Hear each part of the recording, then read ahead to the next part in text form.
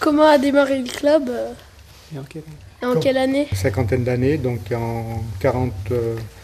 en 52 environ.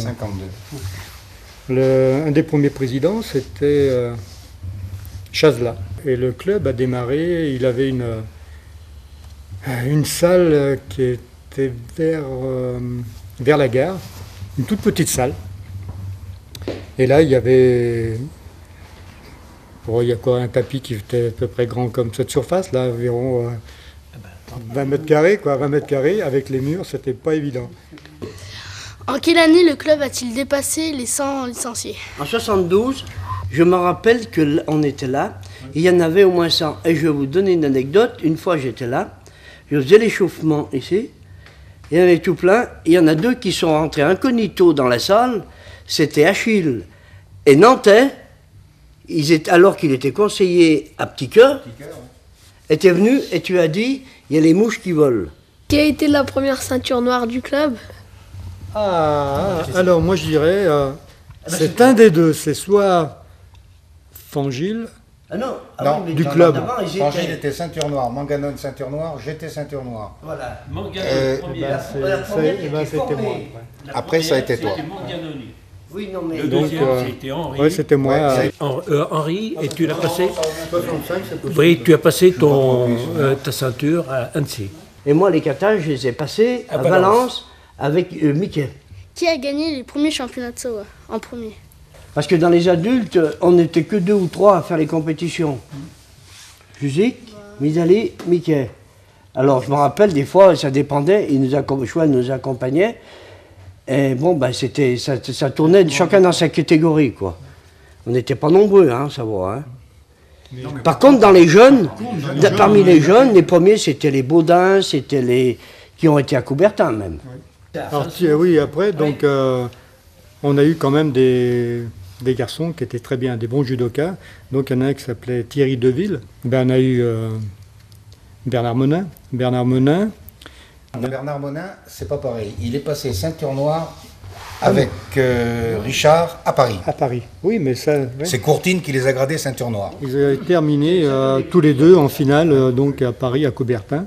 Pour les championnats de France, ceinture de l'équipe. Alors quand il est revenu, il a dit à Richard, moi les katas, j'en ai rien à fiche. Je continue à faire mon judo comme ça, que ce soit marron, que ce soit noir, je m'en fous complètement. Et je crois qu'il n'est jamais passé ceinture noire d'ailleurs. Y a-t-il eu des champions de France et si oui, qui? Non, on n'a pas eu de champion de France, mais on a eu 2 finalistes au championnat de France, donc qui a été Richard Gaffenberg et Bernard Monin. Est-ce que le club a déjà été en faillite? Au début, continuellement, avant qu'il y ait une structure, au début on était continuellement en faillite, on n'avait pas d'argent. On n'avait pas d'argent. Qui étaient le ou les professeurs? Alors les professeurs, on peut dire que moi, mon professeur c'était Achille. Donc comme Achille était un peu tout seul avec Henri, moi, qui est-ce qui est... finalement on était souvent tous les deux. Hein. Tous les deux, on s'occupait de tout, c'est-à-dire de tout. Voilà. Ouais. Moi je vais raconter quand j'ai démarré le judo, dans les années, ça devait être 70, donc on était un petit groupe de copains.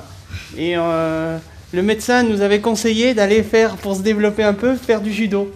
Et donc on est allé, et ça je me rappellerai toujours, s'inscrire dans le pénitencier. Il y avait un poêle au milieu de la salle, et le grand professeur et maître, c'était Achille. Alors quand on arrivait, qu'on avait 8-10 ans, on voyait cette masse devant nous là, alors on bougeait plus.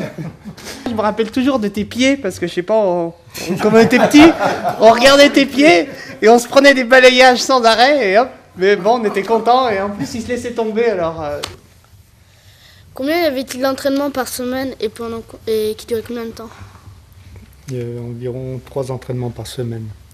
Lundi, mercredi, vendredi. C'est ça? Et des fois, parce que le samedi et le dimanche, comme il y avait souvent des compétitions, on partait. Et comme il n'y avait pas beaucoup de professeurs sur le tapis, il n'y avait pas d'autres cours. Bah, qui était le plus gradé du club? Jusqu'à aujourd'hui? Oui. Oui, c'est Philippe Boiffenberg, il est 5e dan. Et Morgane qui était 3e dan, moi j'étais 2e dan, lui 2e dan. Ouais. Et moi, j'ai passé ma 2e dan avec Philippe à Grenoble. À Grenoble. Donc le plus gradé, c'est Philippe, 5e dan. Combien y a-t-il eu de ceintures noires au club? Il y en a une soixantaine. Il y a eu des jeunes qu'on a Combien? Une soixantaine. Peut-être voire plus. Là, dans les dernières années, il y en a eu beaucoup. Dans les dernières années, c'est inimaginable. Quelle période on est passé un peu du statut vraiment amateur, vrai bénévole, à quelque chose de plus professionnel avec des enseignants C'était en 72, parce que jusqu'en 72, c'était tout du bénévolat. Après ça, justement, on a commencé à donner une indemnité qui était... C'était vraiment... Ça payait que l'essence. Vraiment le professionnel, diplômé d'État, le premier entraîneur. Donc ça a été Patrice Flandin. Par l'intermédiaire, on sait Philippe Greffenberg qui nous l'a trouvé. Patrice Flandin sortait de Sport-Études. Il était déjà, je crois, à l'époque 3e. Oui, il a passé la 4e en étant au club. Il était 3e dan déjà. Il faisait déjà quelques bons résultats. Il commençait à être connu. Il a pris le club en professionnel. Mais c'est vrai que ça a été un peu dur pour lui parce que se sont créées des sections autour du JO 4V. Donc, voilà, donc dans un premier temps, Ugine nous a rejoints. Frontenex. Donc JI qui était déjà un peu judo club Albertville, étant seul à officier, ça faisait beaucoup. Il s'est fait aider par des ceintures noires du club, de jeunes ceintures noires du club. Donc Patrice est resté, mais Patrice est resté 6 années ou 7 années. 7 ans. Et on a fait appel encore à 2 autres entraîneurs sortant de sport-études, donc Fred et Yannick, qui ont fait 6 ans ensemble. Et depuis cette année, donc depuis 2002-2003, Yannick étant parti aussi pour raisons personnelles dans sa région d'origine, qui est le Jura, on a pris deux jeunes encore ici du club, donc Jérôme Lecas et Nicolas Latapi, qui lui est en train de passer son BE. Ce sont des jeunes du club qui reprennent un peu la tradition du club. Pas oublier dans les jeunes du club, donc Jérôme Marcas. Alors ne pas oublier de vrai, c'est vrai, Jérôme Marcas, qui est ici du club aussi, donc et Jérôme qui nous a tous surpris, agréablement surpris, hein, et qui a été donc, ils étaient 5, je crois, candidats pour prendre le club de judo d'Ugine. C'est Jérôme qui a été retenu. Il est ceinture noire 2e dan. Allez, on est prêt. Allez,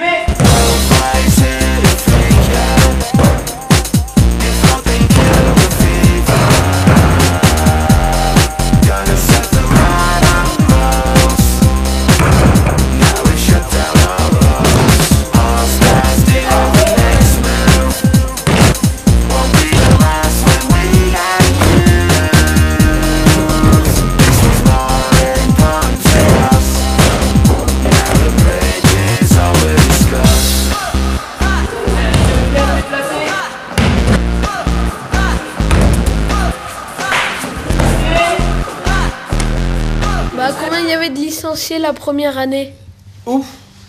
On ne sait même pas s'il y avait des licenciés.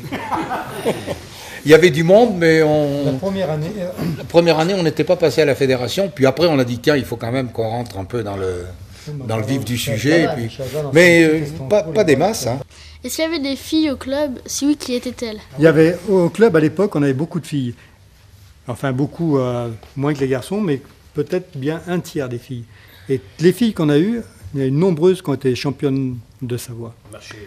Ça marchait très bien. Donc, je reviens, il y a Catherine Chaise. Et après, il y a eu Stéphanie Boscardin. Non, mais pour ça, on a eu en filles, on avait des très très bons résultats. Maintenant, il faut bien retourner le truc. Est-ce que vous connaissez la pyramide des grades? Oui. Vas-y. Bah, ceinture blanche, blanche-jaune, jaune, jaune-orange, orange, orange-verte, Vert, vert bleu, bleu, marron, noir.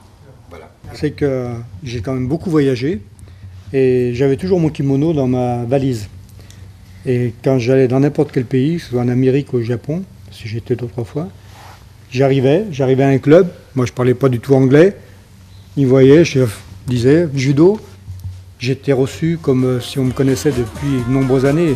Et je crois que pour ça, le judo c'est vraiment une grande famille. Et ça m'a toujours fait plaisir.